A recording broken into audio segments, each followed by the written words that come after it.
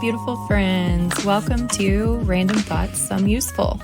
Whether you're taking a drive, out for a run, or just relaxing at home, this podcast is your go-to for inspiration, insight, and real life stories. I'm your host, Jen. You can find me on all social platforms at Apothecaring Jen. Join me as we explore thought-provoking topics, interview amazing guests, and share tips to empower you with life and business hacks and everything you need to feed your soul. Let's dive in. It's a nice day. All right, back in this beautiful backyard. Here for another episode of the Bro Sessions. Today we figured we would go ahead and just build on kind of the theme that we've been talking about the last couple of episodes. So kind of about resilience and bouncing back after life setbacks. I was about to say I don't have any real examples or stories about building back after setbacks, except that my entire life has been nothing but that. So just pick one. What about you? How do you feel about starting over, building back? Any stories that come to mind that are relatable that you want to share? I feel like that is just life in itself. Right? It doesn't have to be some big catastrophic something. It's always about analyzing and adjusting. Yeah, I feel like you're always trying to build on new information, build the right plan, or head in the right direction. I guess maybe that's part of the problem is like Finding the right direction. yeah, and like expectations, and then things don't really go the way you thought they were going to, and okay, now we've got to just adjust and go with the flow, or we could just get pissed off and stew in the irritation of things not working out the way we thought they would. Maybe not everybody works well this way, but I think lists are very important. Lists like pros and cons lists, or Kind of a to-do list, but bulleted list of things that you want to do, but not necessarily a day-to-day time blocked, this, that, and the other. kind of like the goals, how to Right. Building back from adversity, a problem that you've gone through or something like that, again, is just a normal way of life. Yeah, I think that's really what it is that you've got to determine what is the best route to take in that moment and head in that direction. You're not always going to know, but you have to use your spiritual discernment to determine which direction to go. I mean, it's just like I was talking, I can't remember which episode it was in, but it was forks in the road. Everything that you come to in life, every decision that you make is just a fork in the road. And you try to make the best decision based upon the information that you have. And I don't know that anybody really ever knows. You just have to use the intuition that you have as far as which direction to go. And so when you build back from adversity, you just have to have a list of goals or have a list of things that you want to accomplish, and then try to head in the right direction based upon the information you have. yeah. Kind of like always a crapshoot. I mean, you can prepare the best you can. Lemons, yeah. Make lemonade out of lemons. It's there's plenty of plans that I've had in my life where they don't go as planned. Yeah. And I think that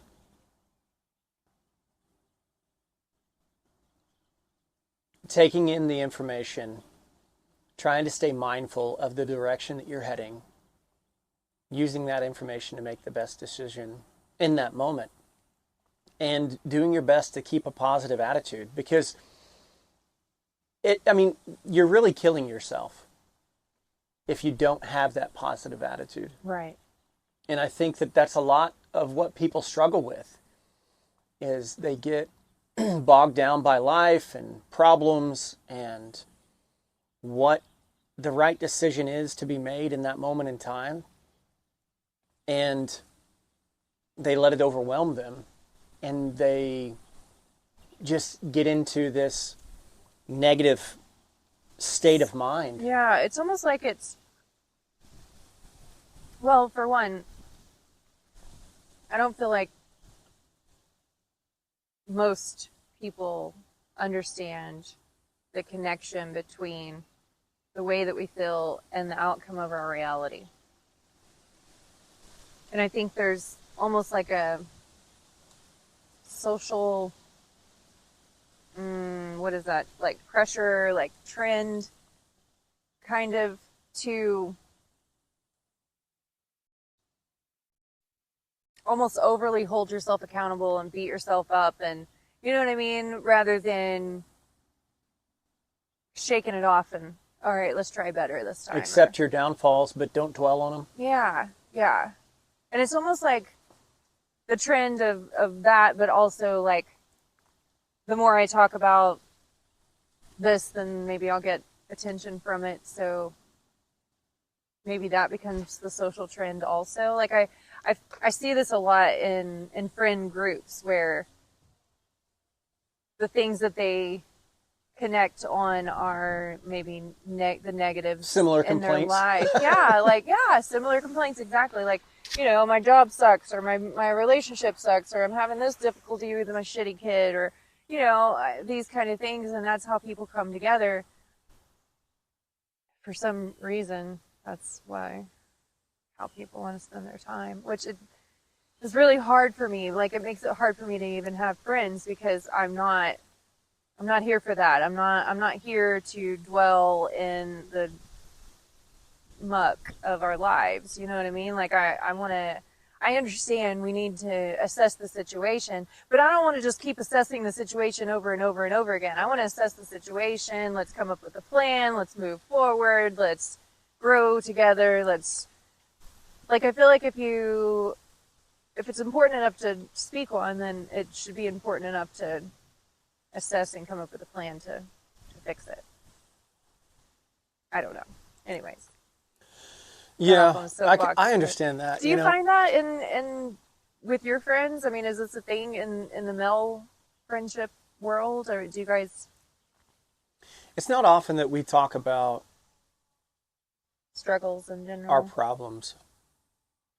I'll ask my friends for advice, but I don't go to them with complaints. Hey man, I've been struggling with this kind of type thing, or what do you mean you'll go to them for advice? What do you think about this? Or? So like if I need some more information or a different perspective on a decision that I need to make, whether it be in business or with my family or direction that I head. From your perspective, you're going to them in advice in those manners rather than, hey, I just need to vent. Yeah, and I usually announce that or tell them, I'm like, hey, here's my options. I've analyzed it from these different directions. Do you see you see anything else that I may be missing? And the company that I keep is important to me. And I foster those relationships to the best that I can, but I don't always do as good as I think I should. And it's hard to balance the time commitment to all the different things. I've always been told that I'm a good friend, but I also feel like that I'm not.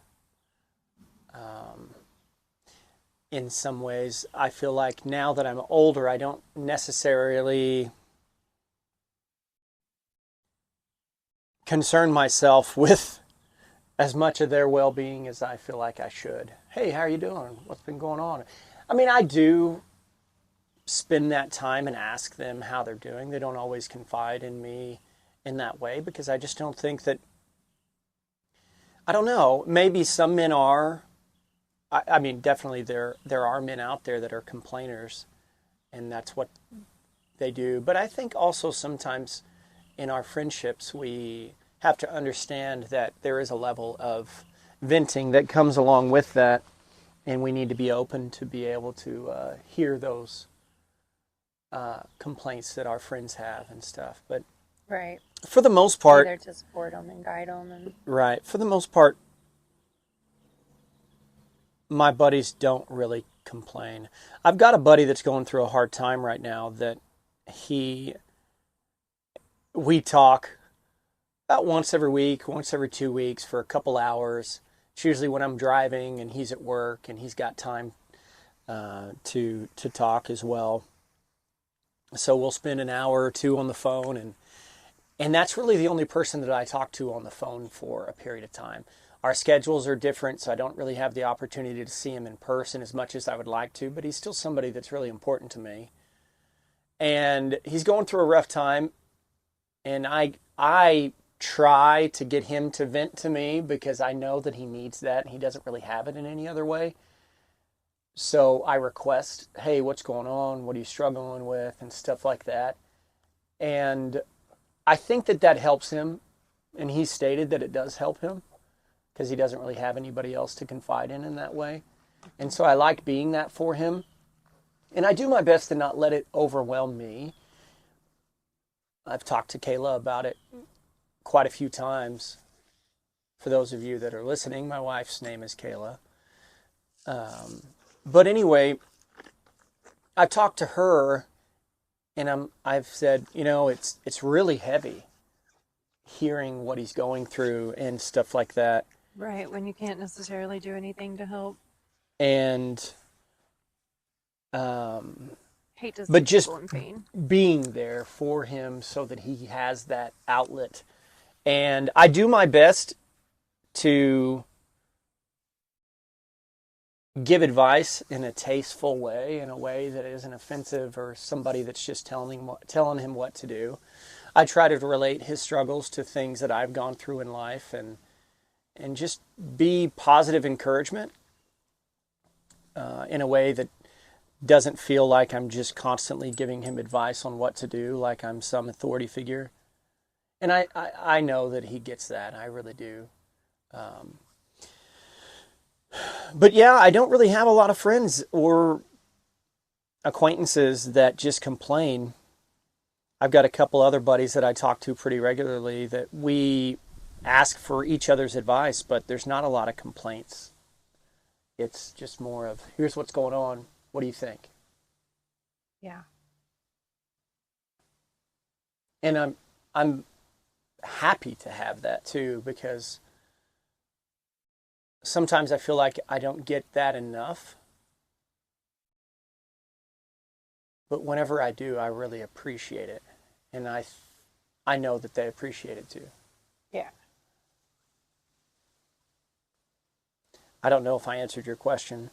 Honestly, I can't remember exactly what your question was at this point, but I'm not sure if I remember either, but it was along the lines of complaining. Good guys complain. yeah. Like it seems like sometimes women do. And that's another thing too, is I know that's one thing that I've been more mindful with when it comes down to Kayla and our relationship. Sometimes she just needs to talk. Yeah. And I just do my best to be Listener a good listener rather than a fixer, because that's my job, is to fix things. And I'm good at fixing things. What? Right. Whether it be with my hands or with my mind. I've always been a problem solver. And I think I've just gotten good at doing those things. And so whenever I get confronted with a problem that somebody's talking to me about, I have to tell my mind to turn that off and just be an active listener.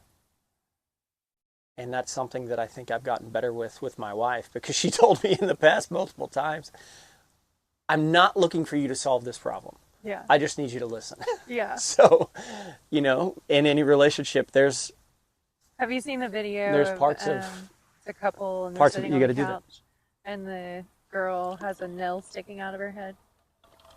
And she's talking I about, think I have, but it's really funny. For those of you listening, if you haven't seen it, go look it up right now and watch it on YouTube, because it's hilarious. It's that you're describing exactly. I mean, she literally has a nail sticking out of her head. And she's man, my head just hurts so bad. I can't put my finger on it. There's just something that's really bothering me. I think it's coming back to me now. Yeah. And he's like, yeah, but no, just listen. I don't want you to. Yeah. And he tries to cut in, but no, there's a nail in your foot. Literally. Like, if you would literally just take it out, then it would solve all your problems. But I just need you to listen. Yeah. Yeah. Yeah. It's, gosh.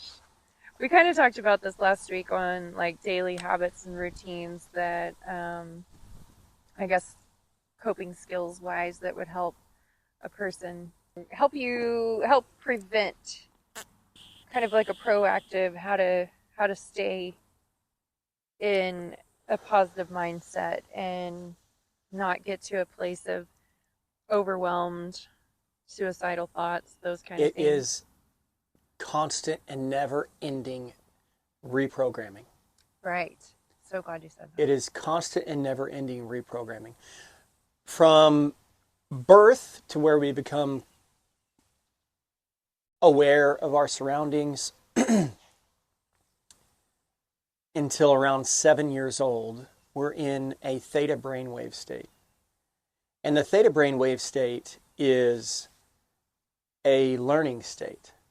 So whether you're asleep or whether you're awake, you're in a theta brainwave state for the majority of that time period. And people don't realize it, but human beings are programmed for the way that they're most likely going to behave for the rest of their life. By the time they're 7. By their 7 years old.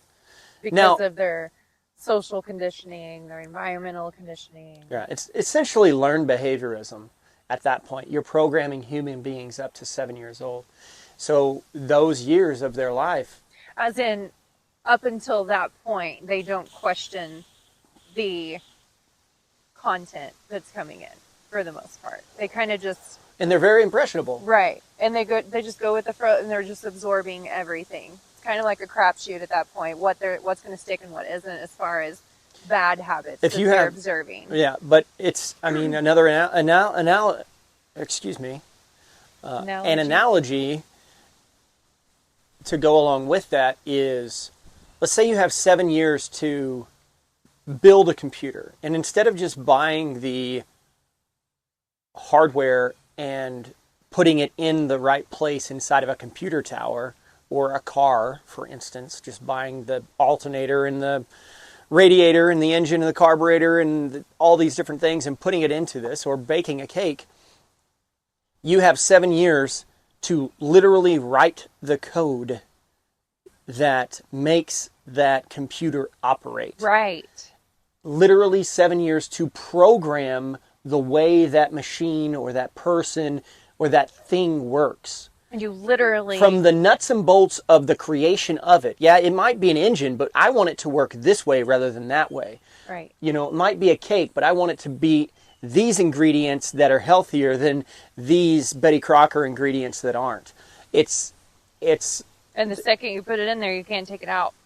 Unless you put something over the top of it to reprogram, retrain, relearn, which is so much harder to do than programming it right the first time. Right. And so as you grow up through the rest of your life, for instance, me, there was some point in time in my 20s, and I think that it actually happened whenever I was in Afghanistan, that I really became aware of my thoughts. To where instead of just responding emotionally or reacting emotionally, I started working on the ability to respond deliberately. And that was a really serious turning point in my life. And it's not something that stopped. So if I feel myself getting overwhelmed, whether my kids are listening or I'm frustrated with somebody that's being disrespectful in my interactions in life, or just whatever it may be, I'm constantly governing myself in that exact moment. And previous to my 20s and this epiphany that I had, my mid-20s, I would allow my environment to ultimately tell me how to behave. I wasn't a hellion, but I just governed myself based upon my emotions more so than I did logically. If somebody cuts you off when you're driving down the road and you flip them off and you scream and yell, you're in your car, there's no benefit to you responding or reacting that way to them. It only hurts you.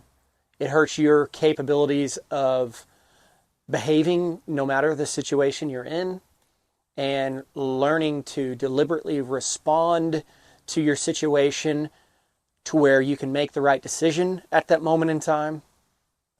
And I don't remember the exact instance, but I think I had just come to the conclusion through the struggles that I had been through in the military and growing up. And I started to really become mindful of my thoughts. One of the reasons was because I didn't really have a lot of friends in the military. And so I was really quiet and I was really observant. And it gave me a lot of time to be in my own mind and think and start analyzing situations. So it might be a good idea for people to just be a hell of a lot more quiet than they are. But anyway, so I went to work, I did my job, I excelled, and I worked on myself whenever I first got in the military. I had nobody else that was responsible of me. I was completely responsible of myself. And even prior to that, I lived on my own since high school. And I went in the military when I was 21. And so I lived on my own even from my senior year in high school to when I was 21. And I was still very independent, but I always had a safety net. I always had a safety net in mama or grandma or grandpa. Or, mom. And I still, if I got in a bad way, I knew there was somebody there that was going to help me. And so whenever I went in the military, I realized there's nobody going to help you. No one. And so, yeah, I was 21. I had already lived on my own for a while. I had been a manager at Best Buy. I had served tables, and I worked at a clothing store, and I worked at a farmer's market, and I worked at a pig farm, and I worked at worked for a farmer who needed me to bale hay and run the combine and plant corn and do all that stuff. And but then I also grew up on our farm with our family, mom and dad and grandma and grandpa. So I got a lot of experience in life. But whenever I went in the military, I just realized there was no one else. And so I knew that I could only depend on myself. And that's when I became a lot more spiritual. Like, I was really spiritual whenever I was a teenager. I really was. I used to go to church with my neighbor. They would go regularly. Their parents had the schedule too. Unfortunately, our parents didn't have the schedule to because they worked so often. So I'd run down to the neighbor's house and I would go to church with them. And so I was really spiritual as a teen, and that's a story for another day down that road. But anyway, so I became really spiritual, and I became very independent. And that independence allowed me to become more mindful at a younger age. And I say my mid-20s, I really and honestly feel like I was like 21. Because whenever I went into the military, I'd already been to basic training in AIT at that point, but that's when I went active duty from the National Guard. Anyway, I really grew up because of the independence that I willingly forced myself into, because I needed to escape. I needed to experience something else away from Growing up in small town America? well, not even that. Like, I don't care. I never had a problem with Newcastle. No, I know. You know what I mean? All the things that we grew up with in small town America.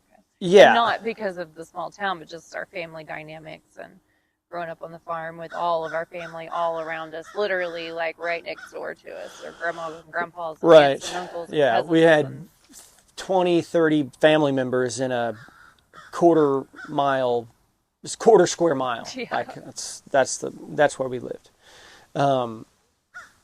And we had probably 50 in 50 square miles. You know what I mean? Or 100, arguably. Yeah. And we grew up on close to 100 acres between all of our acreage and across the street. Yeah. We just roamed the land. But, yeah, so, I mean, really awesome childhood. But it was a childhood. Whenever I when I forced myself into that perpetual independence, I really had to find who I was, what I wanted, how to be successful, and how to do it in a sane way. And so I've really never got in trouble much. I've really never partied much. I did drink a lot whenever I first got back from Afghanistan, because you come home from war, and that sounds, I don't know, come home from war. It sounds like the wrong term. Like it's an egotistical way of saying something. Like, or what? I don't know what the word is that I'm looking for. I kind of understand what you're saying. You know what I mean? Like it's just such a warped concept to begin with. Like, it's almost like there's a show. What is the word for that? Keep talking. I'm just talking out loud. He wakes up and like almost like it's like a futuristic or almost like another planet or something. They've got these big, huge, robot things that they like almost look like transformers that they, what is it called? Like not remote control. They actually steer the whole thing and they go out and they fight it. And it's almost like a deja vu effect that they have to keep doing it over and over again type thing. But that's what it feels like to me, like war is. Like it's almost like a complete out of body experience. Okay, I know what you're talking about. It's Tom Cruise movie. It's oh, dadgummit. You're going to make me look it up real quick. Hold on. You got to think of this female, movie. She's Elizabeth Blunt, I think is her name. Accent, maybe. Grok will know. But yeah. If you're unfamiliar, sorry, I got to jump in here. If you're unfamiliar with Grok is the best AI out there, and here's the reason why. It is a text AI, just like all the others, ChatGPT and all the others that exist, but it's non-biased. So you can ask it, what do you think about Kamala Harris? And it'll just tell you facts. What do you think about President Trump? It'll just tell you facts. And then you have Alexa and all of these Google Homes that are, extremely biased. extremely biased. You can ask, why should I vote for Kamala Harris? Kamala Harris is one of the greatest American politicians of all time. She's ahead of her peers and blah, blah, blah, blah, blah. And she's fantastic track record, 98% of the population love her, approval rating. And then why should I vote for President Trump? And it says, not at liberty to say. Allowed to give advice, political advice. Yeah. It's hilarious. Anyway, so that's the world that we live in, if you're unaware. But anyway, Grok is the AI that is on X, that if you subscribe to X for the monthly subscription, then you have access to Grok. That's why a lot of people don't know about it, because you have to pay for it. Yeah, and they don't realize that that's part of the benefit of subscribing to X. That's interesting. Yeah, so it's a fantastic AI. Anyway, so Tom Cruise movie. I don't know that it is Tom Cruise. Yeah, it is. I thought there was Movie a different guy though. There's Tom Cruise and a where different guy, right? he fights aliens. Is it aliens in these machines? They're like big transformer looking type. You know, when the transformers are all out, not in the truck or car or whatever it is, but when they're like standing tall, you know what I mean? Mm-hmm. Yeah, he repeats the same day over and over. Yeah. Because he goes to the point where he dies, but he's like restarted at the beginning. Yeah. Somehow, because of some technology or whatever. Just some kind of butterfly effect that they keep going back and. So, anyways, it seems almost like it's an out of body type. Edge of Tomorrow. Edge of Tomorrow. Out of body. It took, as soon as I clicked the button, not even a second. That is wild, man. You know, here's the thing about AI that a lot of people don't realize. AI is not intelligent like a human being with creativity, this, that, and the other. It is a computer-generated way of processing data. And it gathers all the information accumulatively that it has access to through text, visual, audio, and so on, because it can recognize human speech, essentially. And it compiles that, and it processes so fast and can view all of that data so fast that it can come up with the most statistically correct answer based upon all the data out there. Yeah. And that's how it gives you the answer that it gives you. It's like a, what is the term for something that's accelerated besides on steroids? Just expedited. Yeah. Hyper, like super fast process. Search engine. Yeah, essentially that's what it is. It's a hyper fast processing search engine. Yeah. If you give it the right sequence of words, it'll return statistically the most likely answer. Yeah. That's how AI works. And so it's really good that what it can do with art. I think that for me, with AI in that aspect, I do a lot of artwork for work and recreationally. AI is cool in the fact that it can take a bunch of different genres of art and mash it into one.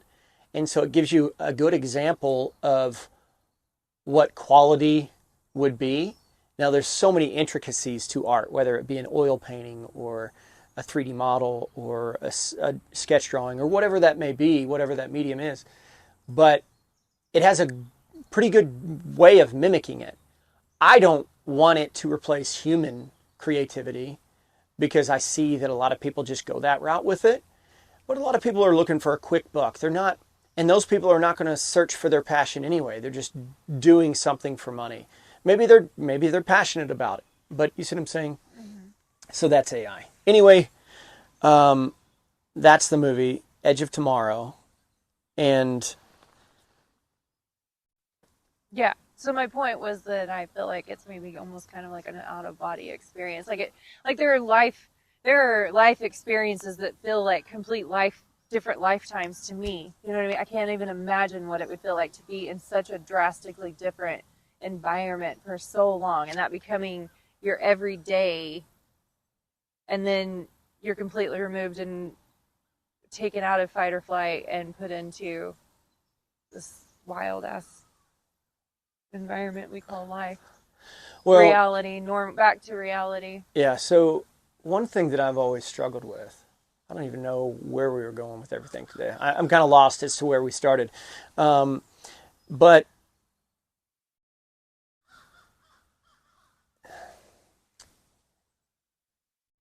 it's such a intense environment, whether it's just being in Garrison, surrounded by nothing but dudes as far as the eye can see for the most part. And you don't want to date somebody that you work with, so yeah, this girl over here might be in a different unit and you might see her twice a week, but you're still working in such close proximity that there is no real opportunity for relationship there. Some people do, some people don't. I would argue to say that the people that don't wind up in a better situation after the military than those that try to marry from within the military. Just based on observation, percentage of successful marriages and stuff like that. It's probably weighted a little bit more towards the unsuccessful marriage in that circumstance. Right. And so that plays a part. And when you come... I would imagine it would be really difficult while you were active duty to date or be married to somebody that's also active duty. There's a level of, you got to have each other's back. And no matter how much you have each other's back, I feel like when you're active duty, when it comes down to it, you can't, because you're owned. Yeah, and it really and truly encourages unhealthy relationships out of marriage. Like it really does. I mean, you just end up with a bunch of one night stands and stuff like that, and stuff that you're not proud of. Know a lot of people that way, and stuff to pass the time. Yeah, and you're freaking miserable most days.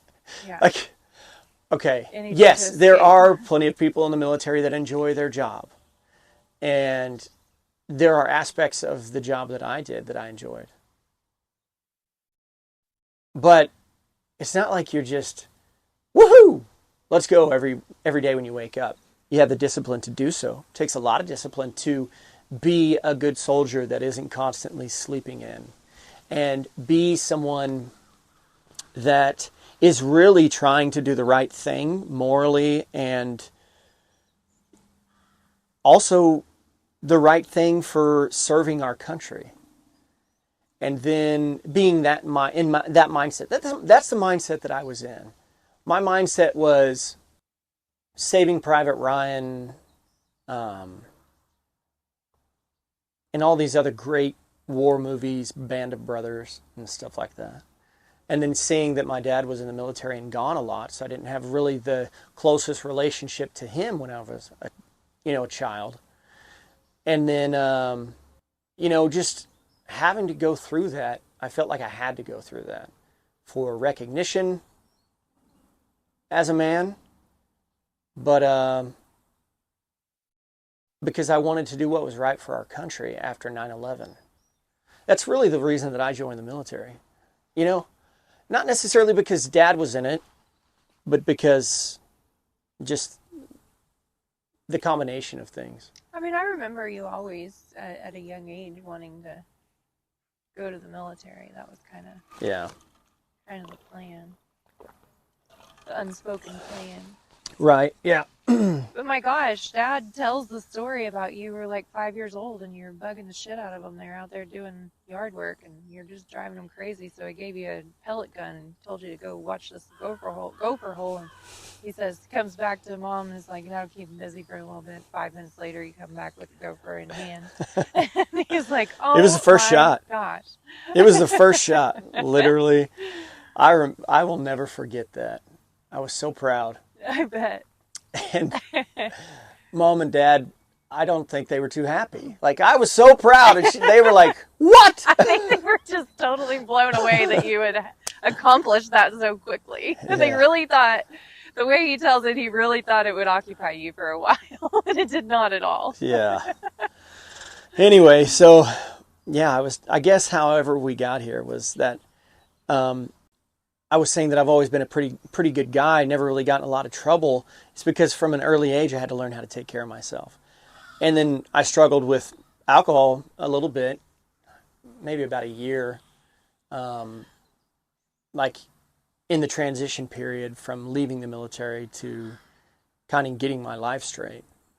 Why do you think that was? Was it because you didn't have anything else to fill that mind time at the time? I wasn't accepting reality. Okay. which was, do you want to talk about that? What specifics? Just the truth of the reality that we live in, the way the world works, you're talking so about. You had a pretty big realization while you Yeah. were And so, like I said, I not just became a spiritual. right. I became really aware of me and myself and the world around me and the way that things work. And that's so hard to yeah. manage. Yeah. Like, because it's really the veil really does come off, and it's like, wow, there really is a completely different life out here than what we've been conditioned to believe is 100%. absolutely necessary. 100%.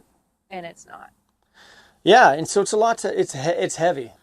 And so I struggled with alcohol for about a year, and we had talked in the past, like, I already knew at that point, even when I was struggling with alcohol, I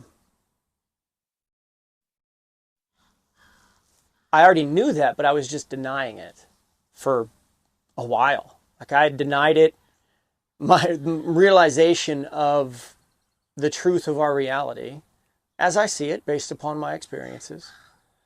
And it was just a lot to deal with, especially when you go to war and you see terrible things and experience terrible things. And then just not even if you're in combat, but even if you're just in that environment, just think about the mindset of a soldier whenever this was my mindset, is ignore the fact that you're going to a place that you could very likely die, percentage based upon where you are in the world, you know what I mean? Like, go to a war zone, you're more likely to die in a war zone than you are in, first world country or something like that. You know what I mean? At least you were. Of the jobs out there. Right. Percentage of how dangerous it is. So you have to come to that conclusion early on that you don't really experience until you go to a combat zone. So, like, if you've never been deployed or anything like that, it's not the same. I mean, it is somewhat the same because you could be a target in the United States being an American soldier for sure. But I still think it's different than even being a police officer, where when you're a police officer every day, your neighbor could be your enemy. Not your enemy, but just somebody that wants to do you harm for whatever reason. And so, man, I can't imagine being a police officer. Like, the stress of being a police officer, I mean, I can tell you it was stressful just being in the military, just because of the constant oversight and nitpicking of this, that, and the other. And even being a soldier that excelled, it was just a lot of pressure. It really is, to do the right thing. And it's very easy to go down the wrong path. And luckily, I didn't go down the wrong path until that transition period. Which I say the wrong path because I struggled with alcohol, but I think it was a trial that I needed to go through to learn how to cope. Yeah. And that's the key, is you don't want to continue on. You have to eventually at some point decide that the direction that you're heading is not the right direction. That fork in the road, is it the right one? Is it the wrong one? You know what I mean? And hopefully you've, you wake up at to that point, before. through that massive amount of pressure and life, I feel like comparatively to maybe a lot of other situations, it forces you to really become mindful. Because if you're going to make it through it, it's not going to be because somebody else. And it could be the mental aspect of it, whether you are planning to off yourself or you're just going to end up drinking yourself into a stupor. Like, it's a path that you take that you had two choices. It was either this or that. And you made that choice because at the time, that's the best that you could do. And some people just take a longer period of time, maybe based upon life experience, maybe based upon happenstance. I'm not sure. The destined path, I believe, just takes some people a longer time to wake up. And for me, that's been through all of this at such a young age, and now I'm 38, right? I'm 38. Man, you're fucking old. Am I 38? Thanks. I feel like I feel like I've been through a lot of life. About to be 39. Yeah. October 3rd. Right? Yep. 86? 1986, October 3rd. Just baby. Golly, man. I wonder what that day was like.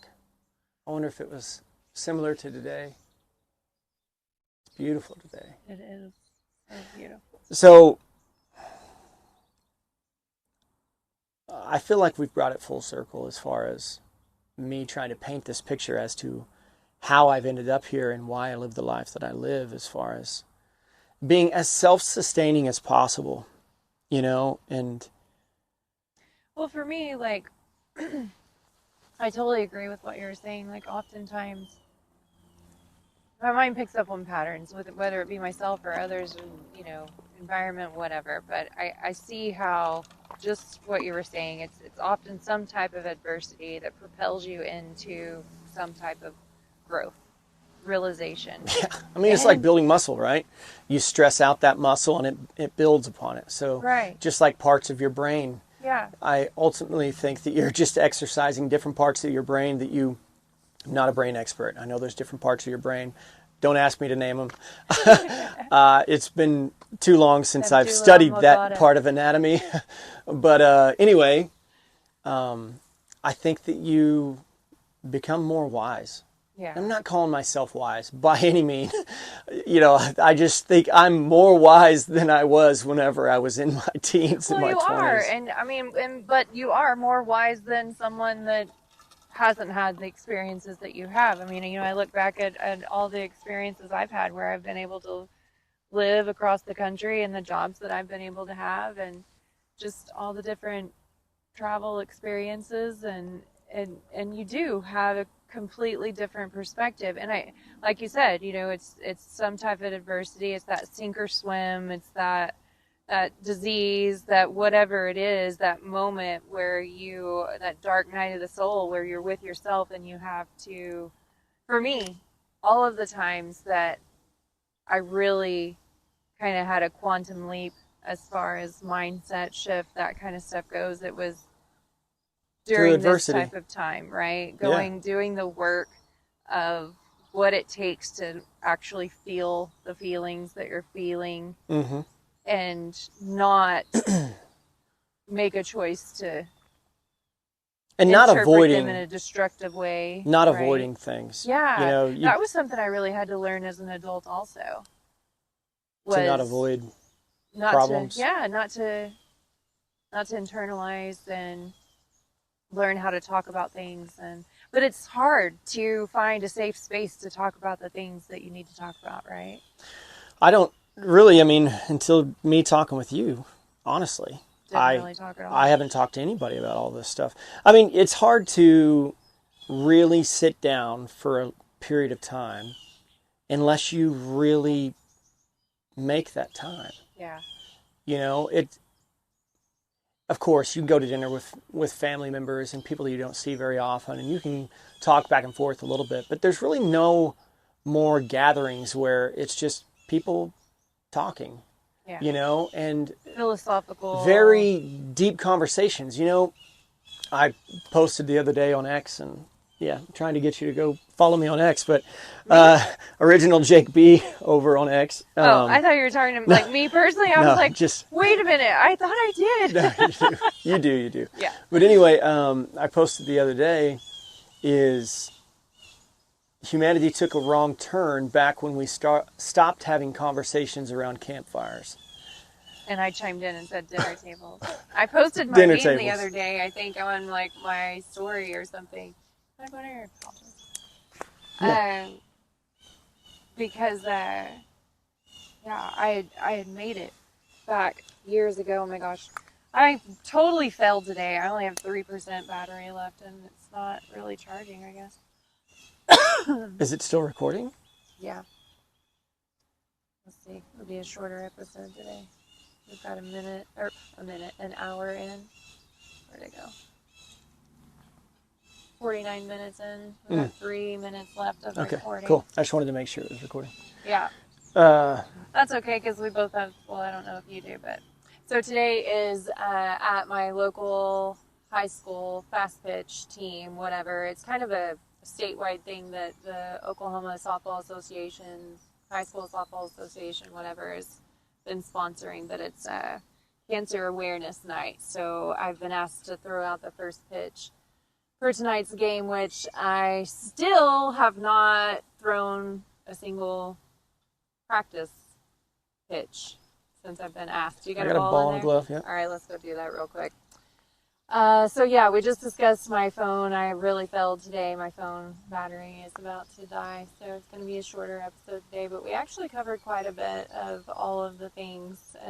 Again, our intention today was just to talk about bouncing back from adversity and how really the way you respond to things is what matters the most. That's what's going to... Two things that came to mind when we were talking just now. One, have you heard the term, it was a meme that I saw the other day. It was, people say, parents say all the time that they would die for their children. Anything ever, happened, they would die to prevent it. They would blah, blah, blah, blah. And the meme is, but would you live for them? Would you make the intentional choices to put yourself first, whether it be your health, the way you eat, which are also examples that you're teaching your children in the long run.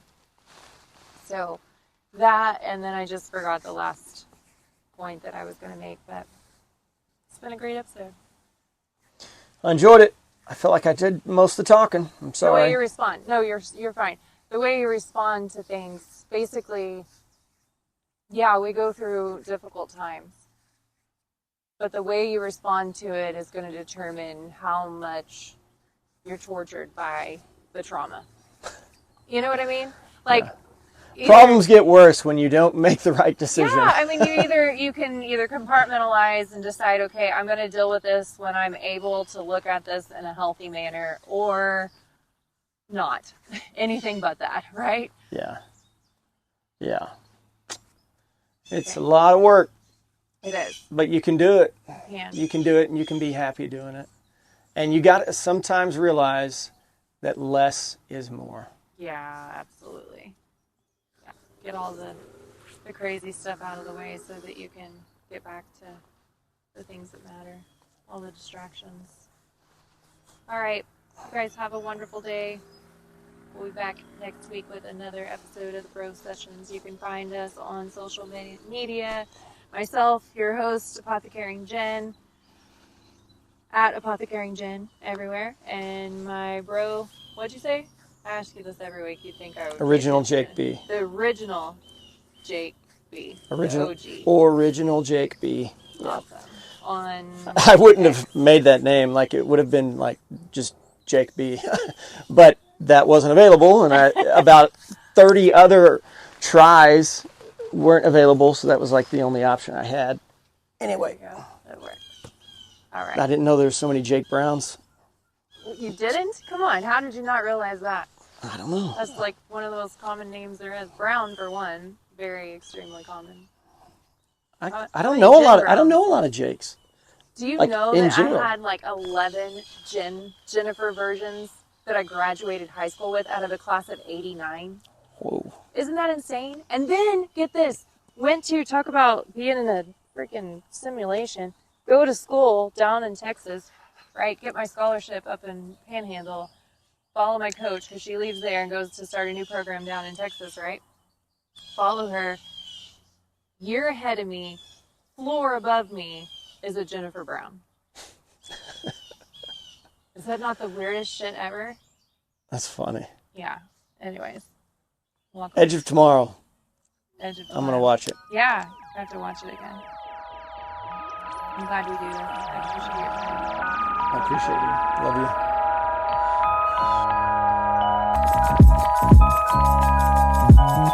Thank you.